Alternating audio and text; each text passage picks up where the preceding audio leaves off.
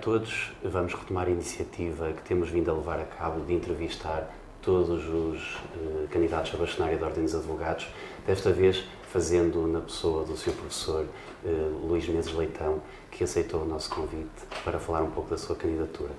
Sr. Professor, começo por o cumprimentar e por lhe agradecer o facto de ter aceito este nosso desafio. Muito obrigado, É um gosto poder esclarecer à Justiça TV todas as questões que se prendem com a minha candidatura a bastonário da Ordem dos Advogados.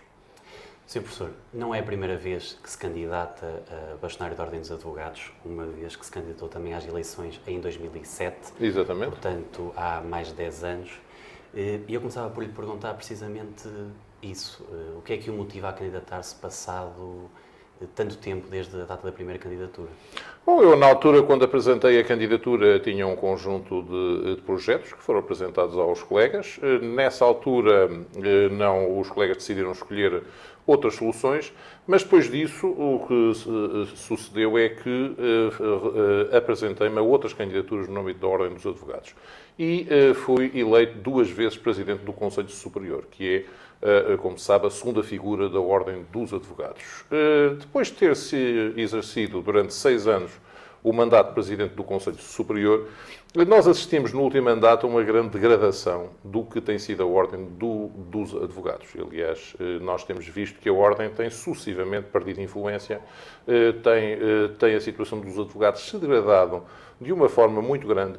E, precisamente por isso, vários colegas questionaram se eu não gostaria de voltar a apresentar-me ao sufrágio dos colegas como candidato a bastonário. E, precisamente por isso, achei que, face ao estado em que a Ordem se encontra e face à ausência de alternativas à situação atual, que, de facto, deveria encabeçar uma candidatura, e foi isso que fiz. Quais são, então, os principais objetivos desta candidatura? Bom, em primeiro lugar, nós pretendemos corrigir a situação dos advogados em termos de falta, neste momento, de consideração que existe pela advocacia. A situação dos advogados tem-se vindo a deteriorar imenso. Hoje em dia, os advogados já não são vistos como membros de um tribunal, que é o que são. São vistos por toda a gente como simples participantes que vão ao tribunal como qualquer outro participante no processo, como as testemunhas, e precisamente por isso hoje os advogados até lhes pedem uma situação verdadeiramente achincalhante, senhas para entrar no próprio tribunal, que é algo que, a meu ver, seria inconcebível relativamente a alguns anos, e tem passado sem qualquer protesto, quer do Conselho Geral, quer dos Conselhos Regionais da Ordem dos Advogados, e precisamente por isso nós entendemos que tem que ser devolvido o respeito e a dignidade à advocacia. E, precisamente por isso, estes 2 aspectos, o respeito e a dignidade, são algo que motiva a nossa candidatura. E, por outro lado, também nos motiva a questão da segurança na advocacia, porque hoje em dia a profissão de advogado está cada vez mais insegura devido ao facto de o poder político tem vindo a permitir que os advogados, não só no quadro do acesso ao direito, não tenham remunerações atualizadas, como também estejam a pagar para a Previdência um valor que todos os anos varia. E, precisamente por isso, o advogado hoje não só não tem proteção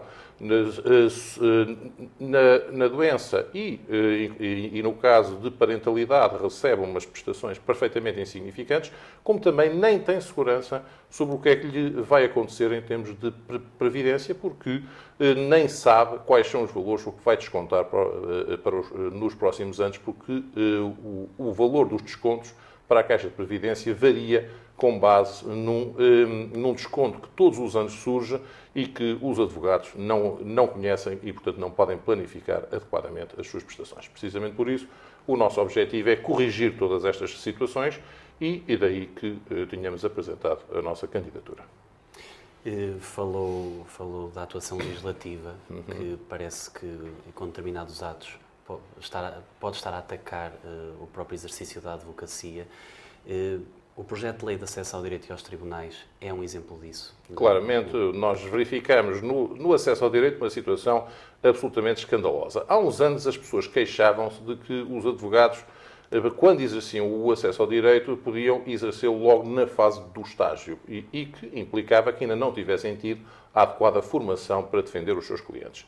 A Ordem terminou com essa situação, passou a exigir e apenas a nomear advogados que já tivessem obtido a sua correspondente cédula profissional e, precisamente por esse motivo, procurou assegurar uma maior qualificação para o exercício do acesso ao direito. O que se verifica agora é que o Estado, depois da própria Ordem ter restringido o acesso ao direito a advogados e, portanto, já não o ter permitido a estagiários, agora quer fazer entrar os solicitadores no âmbito do acesso ao direito, que manifestamente não tem a qualificação que é exigida aos advogados. E, a nosso ver, essa entrada dos solicitadores destina-se apenas a tentar baixar a remuneração que é paga aos profissionais no acesso ao direito. E, precisamente, é com grande espanto que nós assistimos a alterações desta ordem, sem que haja qualquer protesto por parte da Ordem dos Advogados relativamente a isto. Se formos eleitos, procuraremos assegurar que esta situação muda e que quem exerce no acesso ao direito é, de facto, advogado, que é isso que espera o cidadão quando se dirige à Justiça, é ser representado por advogados. Falou também da situação de previdência dos advogados, que é extremamente instável e incerta. O que é que pode a Ordem dos Advogados fazer relativamente a isso? Bom, a competência neste quadro para tomar qualquer intervenção neste âmbito é da Caixa de Previdência da Ordem dos Advogados e dos Solicitadores. Deve-se dizer que abrange estas duas classes profissionais, mas os advogados são 98% dos profissionais que estão inscritos na Caixa de Previdência. E, precisamente por isso, a Ordem dos Advogados tem que ter um papel mais decisivo nesse âmbito. O bastonário integra o Conselho Geral da Caixa de Previdência da Ordem dos Advogados e dos Solicitadores e, precisamente por isso, aí tem que ter um papel para assegurar que a Caixa de Previdência funciona de forma adequada. E tem também que, junto do poder político, pugnar pela alteração do atual regulamento da Caixa, que, a nosso ver, não está adequado à situação existente. Em primeiro lugar, nós entendemos que não faz sentido o advogado que nada recebe estar a descontar para a Caixa. Assim, o desconto é precisamente um desconto sobre uma remuneração recebida. Se o advogado não está a ter rendimento, não se vê como é que pode estar sujeito a pagar essas contribuições, dever-se estabelecer uma forma de assegurar que quem não tem rendimento, de facto, não é tributado por um rendimento que não auferiu. Em segundo lugar, nós também temos que ver, junto da própria Caixa de Previdência dos advogados e dos solicitadores, quando é que é apresentado, o que foi discutido no último Congresso dos Advogados, uma auditoria efetiva sobre o seu funcionamento e sobre a forma da sua sustentabilidade. Porque todos os advogados, neste momento, precisam ter a certeza que os descontos que fazem são para uma instituição que lhes assegura que, no caso de terem, quando terminarem a sua atividade profissional, ou quando estiverem numa situação que já não possam trabalhar, poder receber as suas prestações de forma adequada. E para isso, a nosso ver, a apresentação de uma auditoria seria essencial e daí que o nosso entendimento é que esse PAS deveria dar aos advogados esse conhecimento sobre a sua situação atual.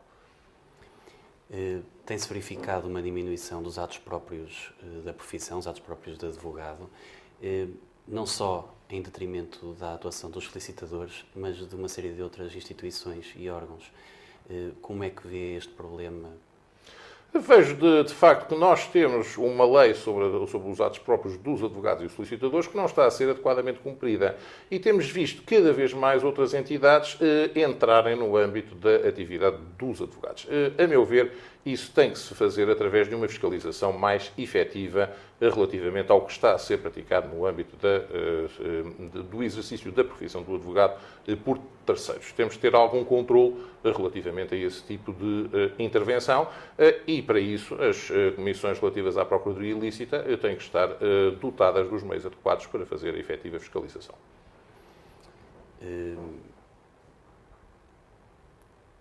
Existe também um problema que tem a ver com as custas judiciais, são valores muito elevados que são cobrados e agora há uma questão do Estado reservar um terço, conservar um terço desse valor. Pode-nos falar um bocadinho sobre isso? Sim, eu devo dizer que esse é, infelizmente, um dos grandes fracassos do mandato do atual bastonário, porque ele, de facto, começou o seu mandato, logo no seu discurso de tomada de posse, anunciando que iria pugnar pela redução das custas judiciais. E o que não temos visto é que nada se passou nesta área relativamente às custas judiciais e, pelo contrário, o que está a aparecer é, inclusivamente, pôr os advogados no âmbito do acesso ao direito, que teriam direito a uma isenção de custas, a terem que já dar um terço do que ganham na causa para efeitos de compensar o Estado pela isenção de custas que lhes atribui por não terem rendimentos. Esta situação, a meu ver, representa de facto um funcionamento do sistema de custas que tem que ser totalmente revisto. E há muito tempo que a Ordem tem que batalhar neste sentido. Nós estamos a assistir hoje no Parlamento a que se discuta a abolição das taxas moderadoras no acesso aos hospitais, que são valores muito mais baixos relativamente às custas que são pagas. Ora, neste momento as custas estão de tal maneira que nós só temos duas pessoas que podem ter acesso à justiça, que são os muito ricos, que têm dinheiro para pagar as custas, e os indigentes que de facto beneficiam do apoio judiciário. E beneficiam enquanto beneficiarem, porque, como se sabe, o Estado agora, com a lei que propõe, até já propõe 4 escalões para estabelecer uma não isenção integral, a não ser no primeiro escalão. Por isso, e para além disso agora ainda se prevê que a pessoa que pede indemnização, e pode pedir indemnização, por exemplo, relativamente a casos em que perdeu uma pessoa de família que até assegurava o sustento daquela família, e verifica-se que parte da indemnização, que infelizmente os tribunais até são em valores muito baixos, passa a ser destinada a pagar custas. Ora, nós estamos numa situação com as custas, ainda neste âmbito, que até chega-se ao ponto em que a pessoa que ganha uma causa pode vir a ter que pagar custas ao Estado relativamente à causa que ganhou através do chamado pagamento suplementar de custas. Isto é algo que os cidadãos não conseguem perceber. Designadamente, casos em pessoas que podem ser processadas por valores elevadíssimos, sem qualquer justificação, e os cidadãos não só ganham a causa, como também depois podem vir ainda a ter que pagar, no fim, mais custas que, teoricamente, teriam que pedir o reembolso à outra parte, mas que a outra parte pode não ter condições de pagar, designadamente se estiver em insolvência nestas, e como acontece em muitas situações. Portanto, este sistema de custas tem que ser totalmente revisto. Nós não podemos ter custas que desincentivam completamente os cidadãos do acesso à justiça e, para além disso, estabelecem situações absolutamente desproporcionais. Um dos aspectos que também me choca são o caso das entidades que estão isentas de custas e que podem ir para um processo processar qualquer outra parte por valores astronómicos, enquanto a outra parte paga custas e eles não. Isto também, a meu ver, tinha que ser alterado. Quando estamos numa questão em que numa ação uma das partes está isenta de custas, a outra também devia estar, por uma questão de igualdade entre as partes. Não pode estar uma a pagar e a outra não.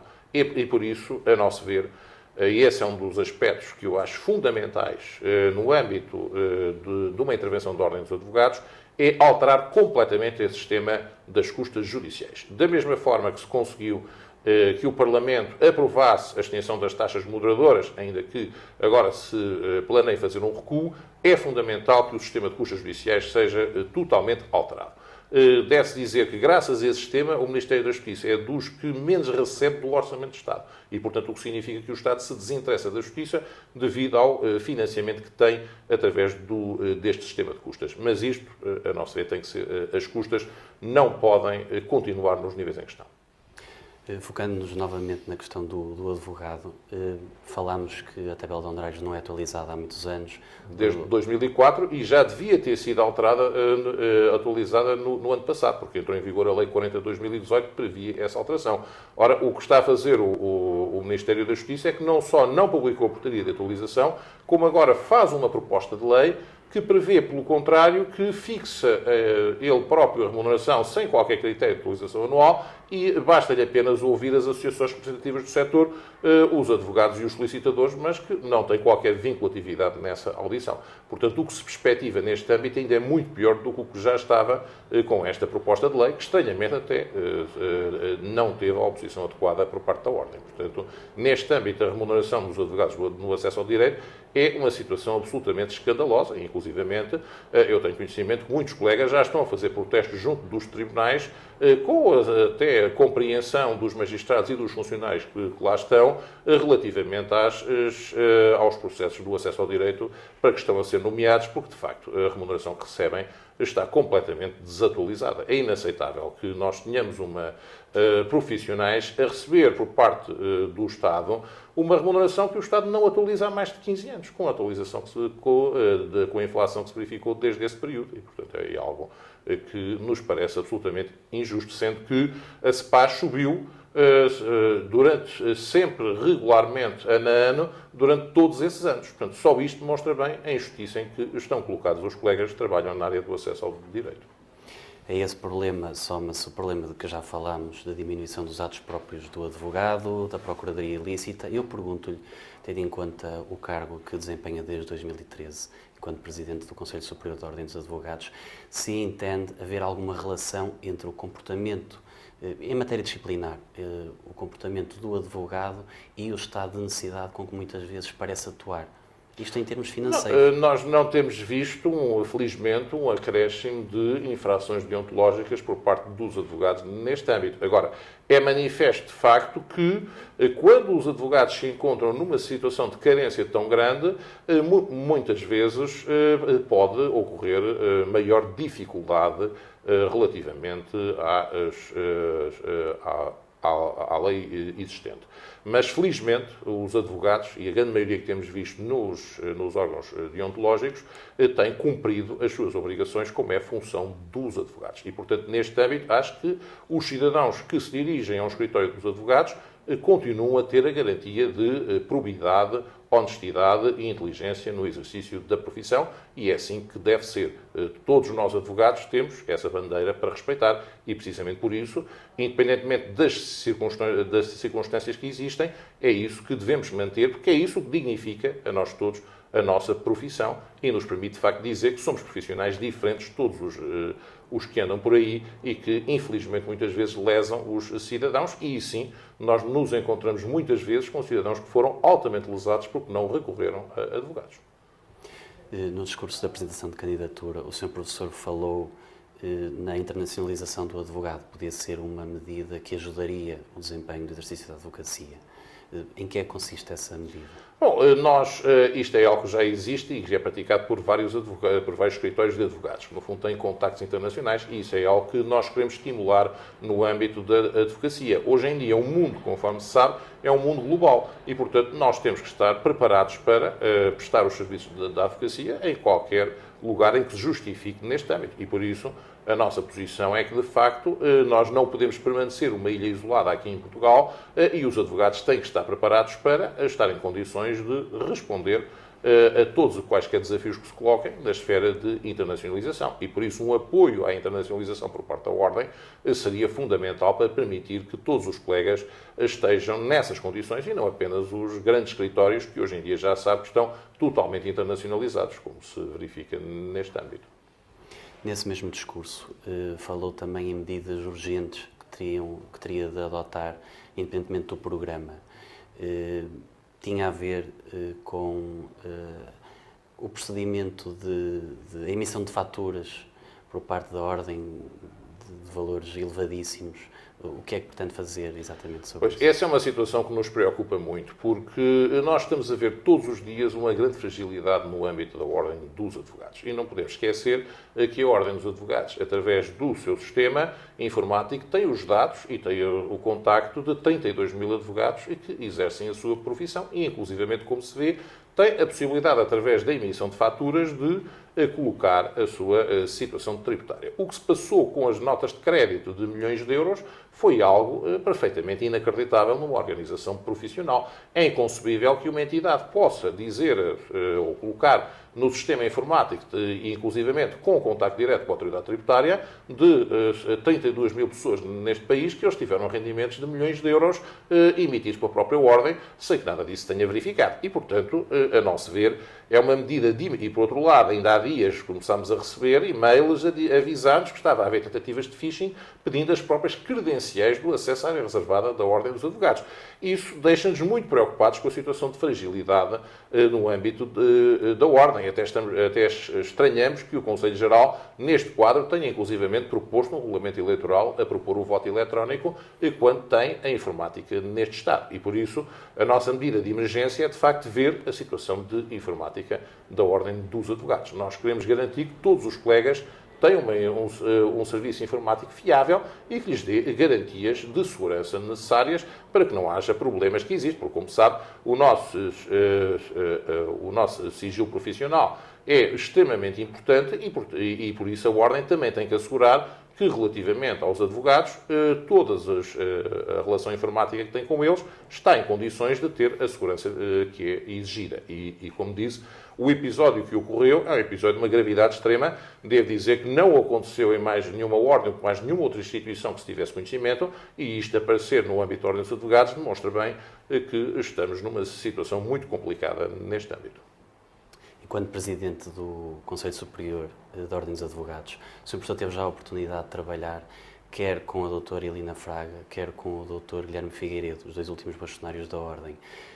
Com qual dos métodos de trabalho desenvolvidos por um e por outro mais se identifica? Ou devo dizer, a diferença entre... relativamente aos métodos de trabalho, quanto aos dois, como Presidente do Conselho Superior, nós não temos propriamente uma relação de proximidade neste âmbito com qualquer dos bastonários, porque os bastonários têm funções executivas, o Presidente do Conselho Superior tem funções jurisdicionais e, precisamente por isso, neste âmbito ocorre uma situação distinta quanto a esta indicação. Posso dizer que, relativamente o que vi neste âmbito, relativamente ao funcionamento dos diversos serviços da Ordem, me pareceu que, no tempo da bastonária Helena Fraga, as coisas estavam a funcionar melhor, portanto, ou seja, em termos dos serviços que existiam neste âmbito. No âmbito do bastonário Guilherme Figueiredo, não temos visto o funcionamento dos serviços da Ordem de forma adequada. Aliás, muita coisa foi cortada precisamente a própria distribuição da revista aos advogados e, portanto, ocorreu aqui precisamente uma grande restrição no âmbito dos serviços. Mas esse é o que eu posso avaliar relativamente a esta indicação, porque, como se disse, não tendo o Conselho Superior funções executivas, a única situação que nós fazemos é, pura e simplesmente, as situações disciplinares. Agora, em termos de apoio de serviço ao Conselho Superior, penso que o que pude verificar é que a situação degradou-se, e todos os meus colegas têm queixado disto durante este mandato, do bastonário Guilherme Figueiredo. E a opinião que também temos é que isso tem sido geral no âmbito da Ordem dos Advogados, que tem havido uma certa menor eficácia dos serviços da Ordem durante este mandato. E é algo que nós queremos alterar, precisamente, se formos eleitos como esperamos. Concretamente, em relação à gestão contabilística e financeira da Ordem, quais são as suas ideias? Relativamente à gestão contabilística e financeira, nós temos, em primeiro lugar, que assegurar que os orçamentos são adequadamente cumpridos. E, por isso, temos que ter as receitas ser recebidas de forma correta, eficaz, e assegurar, de facto, que têm todas uma efetiva aplicação. E, para isso, nós contamos com um candidato a Presidente do Conselho Fiscal, que é o Dr. Miguel Matias, que eu próprio conheci como tesoureiro do Conselho Regional de Lisboa, quando exercia a vice-presidência desse órgão, e que entendemos que é uma pessoa extremamente adequada para exercer uma fiscalização efetiva e completa relativamente ao orçamento da Ordem e à sua aplicação. E é por isso que nós fazemos questão de ter alguém com a sua competência à frente do Conselho Fiscal para assegurar que não se passem coisas como se tem passado neste mandato, em que o Conselho Fiscal faz comunicados dizendo que vai esclarecer a questão do ordenado do bastonário, se está correto ou não, ou da situação das faturas da Ordem, e nada se vê surgir passados meses e meses e meses. Portanto, ou seja, neste âmbito, achamos que tem havido uma grande eficiência do funcionamento do Conselho Fiscal da Ordem. E, portanto, era importante que, neste quadro, futuramente, as coisas que o Conselho Fiscal diz que controle efetivamente, e nós esperamos que o Dr. Miguel Matias, como Presidente do Conselho Fiscal, dê a todos os colegas a tranquilidade da fiscalização das receitas da Ordem e da sua aplicação. Porque é preciso não esquecer que as receitas da Ordem dependem das cotas que os nossos colegas todos pagam com muito sacrifício. E, por isso, é a nossa missão garantir a sua corretíssima aplicação. O Sr. Professor disse também que iria prescindir do ordenado de bastonário, falou agora nessa matéria. Mantém essa ideia? Sim, completamente, porque o meu entendimento, e devo dizer que há pouco tinha falado, inclusivamente, na minha candidatura anterior, em 2007, já foi nessa altura a primeira vez que se falou de instituir um ordenado para o bastonário. E eu fui radicalmente contra, porque isso era pôr em causa toda a tradição que tinha sido cumprida na Ordem por todos os bastonários. Desde então, deve-se dizer que os bastonários que exercerem o cargo, todos eles passaram a exercer o cargo em exclusividade e a receber um salário da Ordem como trabalhadores dependentes, que é algo que, no fundo, implica naturalmente que deixem de ser advogados, porque quem está a receber como trabalhador dependente não está propriamente a ter a profissão liberal que caracteriza a advocacia. Ora, e até porque o Estatuto impõe a exclusividade quando se recebe remuneração. Ora, eu entendo que um advogado que passa a estar exclusivamente a ser remunerado como bastonário deixa de ser advogado, porque, de facto, o que verifica é isto. Não tem, se tiver um escritório, a menos que estejam outros colegas a cuidar do escritório dele, o que também não me parece uma situação adequada, o que ele tem que dizer a todos os clientes é: durante 3 anos eu vou suspender a minha profissão. E nenhum cliente vai continuar à espera 3 anos que o advogado regresse e lhe trate os seus assuntos. Todos os casos têm que ser passados a outro. E, precisamente por esse motivo, eu não concebo que um bastonário, que deve ser, no fundo, um primus inter pares relativamente aos advogados, deixe de estar ligado ao exercício da advocacia, deixe de estar a trabalhar como qualquer outro advogado. Por outro lado, isso também representa uma quebra grande em relação ao que é o exemplo de todos os colegas da Ordem. Porque em todos os casos da Ordem, quer que eu, como Presidente do Conselho Superior, não recebo qualquer remuneração, todos os outros membros do Conselho Geral não recebem qualquer remuneração, os membros do Conselho Superior, os Presidentes dos Conselhos Regionais e os membros dos Conselhos Regionais, os Presidentes dos Conselhos de Ontologia e membros dos Conselhos de Ontologia, todos estes colegas dedicam um trabalho enorme à Ordem. Não têm qualquer remuneração pela sua atividade. Por que razão é que o bastonário, que deveria dar o exemplo, sendo que está à frente da Ordem, há de quebrar essa regra e passar ele próprio a receber exclusivamente uma remuneração que, ainda por cima, é paga com base nas cotas dos colegas. Só o facto de a remuneração do bastonário ocorrer demonstra bem, e há um exemplo que até pode ilustrar isto, para demonstrar bem como é que isto funciona. Isto é o seguinte: a remuneração do bastonário está indexada ao salário do Procurador-Geral da República. Portanto, ou seja, existe esta indexação. Agora, está-se a discutir na imprensa uma lei que o Governo parece que quer fazer aprovar no Parlamento, a pôr o Procurador-Geral da República a ganhar mais que o Primeiro-Ministro. Portanto, ou seja, o que significa neste quadro é que o bastonário também passará a ganhar mais que o Primeiro-Ministro se esta lei for aprovada. Ora, o que é que então nós teremos no âmbito da advocacia? Temos colegas que não têm uma remuneração atualizada porque o Ministro da Justiça se recusa a atualizá-la desde 2004. E são eles, com as suas cotas, que estarão a pagar que um bastonário passe a ganhar mais que o Procurador-Geral da República. Isto é a situação mais injusta e devo dizer que me espanta que todos os meus adversários nesta campanha defendam a remuneração do bastonário, mas isso na prática representa isto, é que eles estão-se a candidatar a um emprego na Ordem dos Advogados. Eu não me estou a candidatar a nenhum emprego na Ordem dos Advogados, estou-me a candidatar para servir a Ordem e os advogados e precisamente por isso acho que continuar a ser advogado e continuar a receber do meu trabalho de advogado é essencial para qualquer bastonário. Essa é a minha posição de sempre, não mudei e, precisamente por isso, isso é que faz a diferença entre mim e os meus adversários. Eles candidatam-se a um emprego remunerado na Ordem, eu candidato-me para servir a Ordem e os advogados. A Ordem dos Advogados, o Conselho Geral, tem produzido lucros significativos, são de conhecimento público. O que é que pretende fazer nesta matéria, nomeadamente em termos de apoios na maternidade? Também, não sei se tem ideia de apoiar os jovens advogados de alguma maneira. Bem, o que nós achamos neste momento importante, e o apoio na maternidade relaciona-se com isso, é tentar conseguir obter um seguro de saúde para os advogados, que devíamos tentar, porque nós temos 32 mil advogados.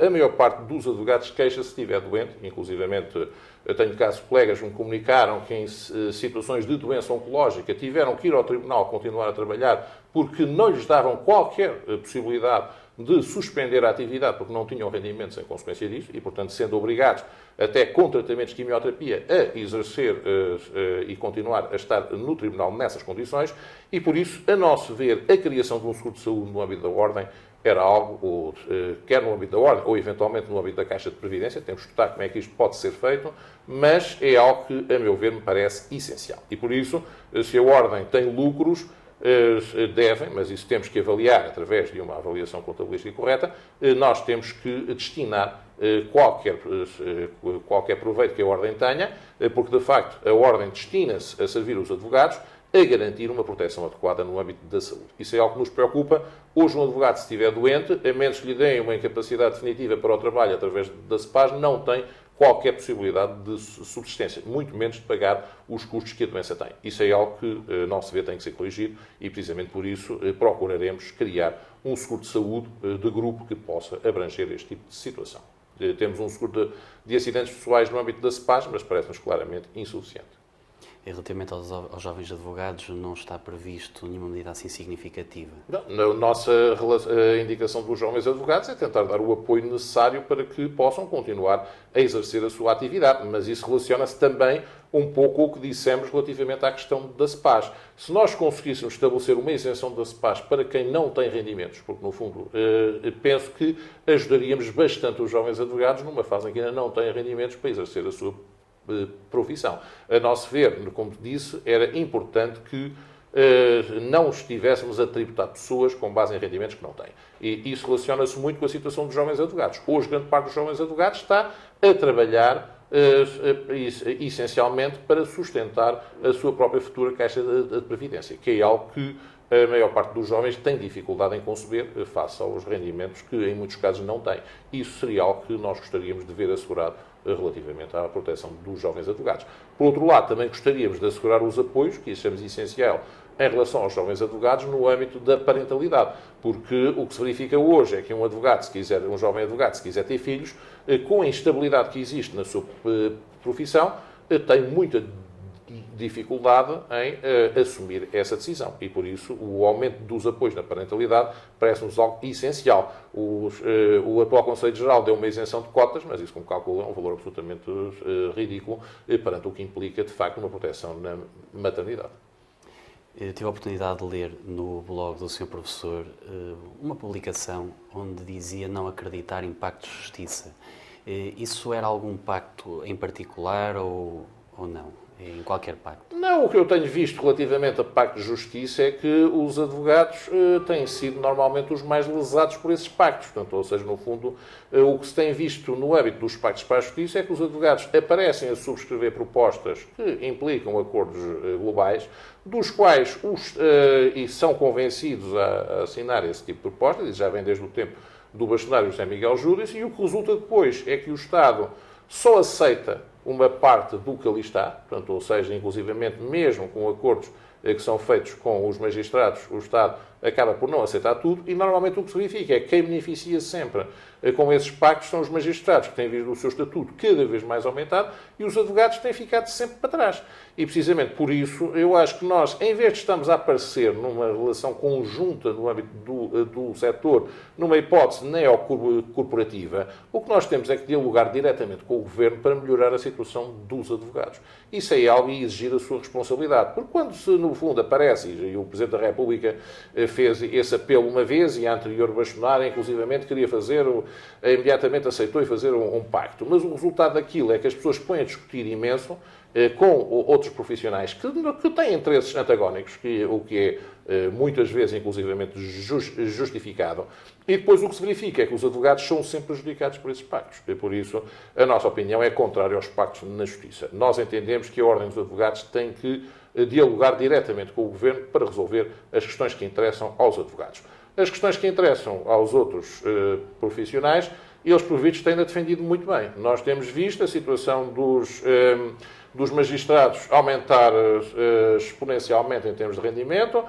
Temos, inclusivamente, vê-se que a Ministra da Justiça vai de emergência a uma reunião do Conselho Superior do Ministério Público para resolver a questão das suas remunerações. Na Ordem dos Advogados não vemos nada disso. Pelo contrário, a Ordem dos Advogados tem vindo a ser colocada completamente à margem. E, por isso, uma das razões principais para que se apresenta a candidatura é que a Ordem dos Advogados passa a ter uma voz que defenda a posição dos advogados junto do poder político e que não esteja apenas interessada em aparecer numa fotografia juntamente com os magistrados ou outros profissionais, porque, sinceramente, não é isso que interessa aos advogados. Pretende destacar mais algum aspecto da candidatura, deixar uma mensagem especial aos advogados que o vão ouvir? Eu gostaria de apelar aos advogados no sentido de votarem na nossa candidatura, porque os advogados devem compreender que, olhando para a história da Ordem, já muito antiga, já fazemos 93 anos, nós temos assistido nos últimos anos a uma deterioração paulatina na situação da advocacia. E, precisamente por isso, é esta a nossa oportunidade para alterar as coisas. Se continuarmos a votar nos mesmos de sempre, o resultado que teremos é que a advocacia continuará a sair prejudicada e continuaremos a ver a profissão do advogado degradada, esquecida no âmbito por parte de todos. A nossa perspectiva é, de facto, voltar a devolver à advocacia o respeito, a dignidade e a segurança que merece. É por isso que apelamos a todos os colegas, mesmo os que não têm por costume votar, que desta vez votem na nossa candidatura, porque isto é a oportunidade para nós devolvermos à Ordem e devolvermos à advocacia a dignidade que ela merece no nosso país. Muito obrigado. Eu agradeço.